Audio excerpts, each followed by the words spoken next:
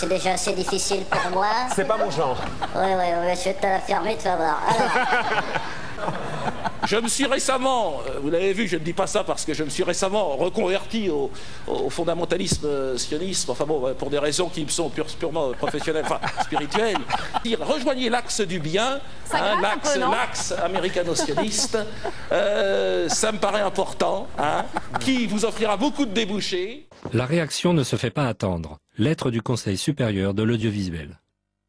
À la suite des propos tenus par l'humoriste Dieudonné et étant donné l'absence de réaction immédiate de l'animateur, le Conseil a écrit au président de France Télévisions pour lui rappeler la nécessaire maîtrise de l'antenne, en particulier dans un contexte de tension entre communautés. Il a également décidé de recevoir à ce sujet le président de France Télévisions. Quant à la presse, elle ne réagit pas de la même façon que pour les caricatures de Mahomet. Cette fois, l'unanimité est dans la condamnation. La liberté d'expression et la laïcité auraient-elles des limites? Ou bien certaines caricatures seraient-elles intouchables? Le personnage que je campe, je lui ai pas encore donné de prénom, mais ça pourrait être, oui, celui qui a, vous voyez, c'est parmi les gangs de ceux qui ont fomenté contre Yitzhak Rabin, par exemple, pour aller le tuer parce que il allait trahir le grand projet Israël qu'eux avaient en tête. C'est ce personnage, c'est ce terroriste qui a exécuté Rabin. Je pense qu'il aurait eu ce genre de comportement. Je ne parle pas des juifs, je parle d'un crétin qui est juif. Parce qu'il y en a des crétins juifs. On a le droit de s'amuser avec. Je m'amuse avec des crétins musulmans, je m'amuse avec des crétins français, et j'aurais pas le droit de m'amuser avec un crétin juif. Pour les nouveaux tabous. Attends, on n'a pas dit non. Surtout, est-ce qu'il fait de l'humour en ce moment? Oui, c'est ça le problème. Est-ce qu'on dit on peut rire de tout? Fait-il de l'humour en ce moment? Non, il fait de la politique. C'est autre chose. Il fait de la politique. Pour moi, oui, clairement. Moi, je sais pas ce qu'il fait. J'aimerais bien savoir ce qu'il fait. Tout ça est flou, et tout ça est ambigu, et tout ça a une petite odeur. Moi, après, je vais m'interdire de définir. Par contre, je pense que lui-même, il manque, et je pense qu'il n'est pas assez futé pour exactement manipuler les... C'est un nègre. D'accord, Charlotte, vous n'avez pas tout à fait le même avis, vous, sur Dieudonné. Non, pour exactement manipuler les... C'est un nègre. D'accord, Charlotte, vous n'avez pas tout à fait le même avis, vous, sur Dieudonné. Non, mais disons que je trouve que c'est important de faire une séparation entre ses déclarations et son spectacle, en fait. Enfin, moi, je trouve que c'est un bon comédien, je trouve que ses spectacles, c'est pertinent.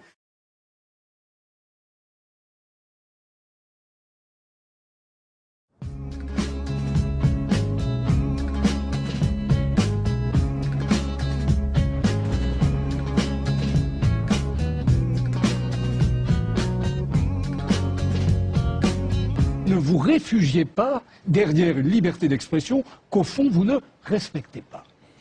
Alors, je trouve le procédé assez malhonnête, je vous le dis. Vous employez des mots que vous allez regretter dans un instant, mais vous vouliez la paix, on peut en sortir très facilement. Vous savez, il y a une série, il y a l'injure, et après l'injure, il y a la loi, et après la loi, il y a les coups. Et vous le savez. Donc évitez l'injure. Évitez l'insulte, de la même façon, et vous éviterez la loi et les coups. Est-ce que vous avez fait des procès, Dieudonné J'ai fait des procès quand on m'a tapé dessus, oui. Oui, vous avez fait des procès. Les gens, ça vous dérange? C'est les 2 poids 2 mesures. Moi, je voudrais que... Moi, laissez-moi terminer. Élie la courtoisie de me laisser parler. J'ai effectivement, à un moment donné, je trouvais assez insupportable le 2 poids 2 mesures. Comment se fait-il que des associations, d'ailleurs comme la LICRA ou d'autres associations antiracistes, sur, par exemple... Qu'est-ce que c'est que ces histoires d'être choqué On a eu le droit à tout ce qui existe dans l'infamie. Bon, mais pourquoi pas tout cela, on a le droit de rigoler, on a le droit de rire du pape, on a le droit de faire des caricatures sur le prophète. Est-ce que cette personne, elle est gênée des caricatures sur le prophète? Non, ça ne la dérange pas. Et c'est bizarre qu'il s'agit toujours de cette sainte Shoah qui serait devenue une nouvelle religion où chacun devrait se soumettre. Non, madame, je n'ai pas à me soumettre à vos histoires de Shoah. C'est-à-dire chacun a ses histoires. Je respecte votre souffrance dans la mesure où ça n'empiète pas sur ma liberté d'expression. Et quelque part, je m'en fous complètement de vous choquer, madame. Et entendez-le, parce que je suis choqué par votre question. Je suis choqué tous les jours, moi aussi. Donc laissez-moi tranquille, lâchez-moi les baskets, et moi je vous lâcherai les vôtres. Mais a priori, je ne vous connais pas en plus. Si vous êtes choqué, cette grande question de toujours, mais vous êtes antisémite, ce chantage à l'antisémitisme, j'y réponds maintenant de manière très claire, je ne suis pas antisémite et je ne suis pas juif. Ce sont 2 croyances qui ne m'intéressent pas. Je suis dans l'extrême distance par rapport à cette problématique.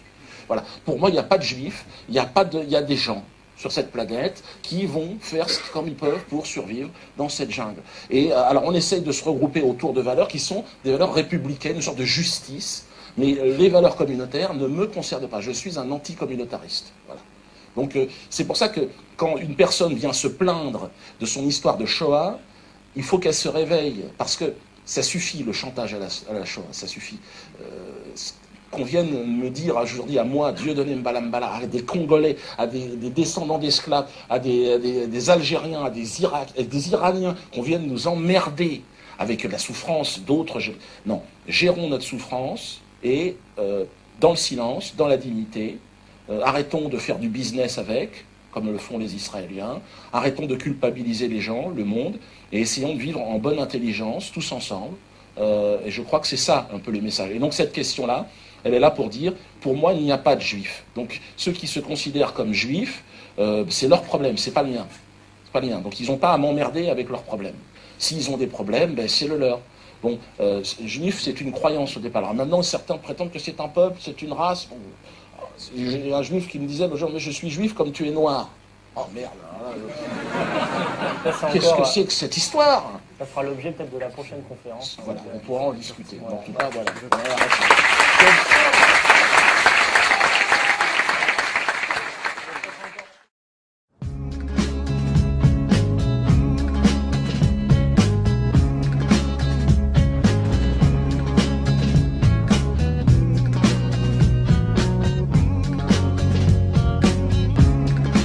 Avec d'autres, je pense à Dieudonné. Cela veut bien dire que le combat n'est pas terminé et que nous allons le poursuivre parce qu'il en va de la République, de la liberté de la presse et de la démocratie.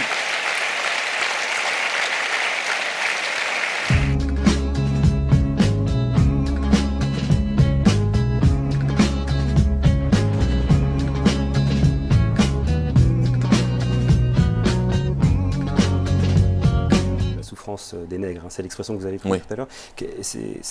C'est le lien entre tous vos spectacles? Quel est le lien en fait entre tout Moi je pense que je suis dans le marronnage, je suis un humoriste descendant d'esclaves.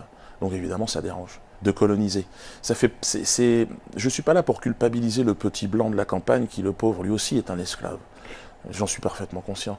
Mais il y a une tradition de dignité, de chevalerie aussi chez les esclaves. On appelle ça le marronnage. Et moi je suis nègre debout, c'est-à-dire un noir debout.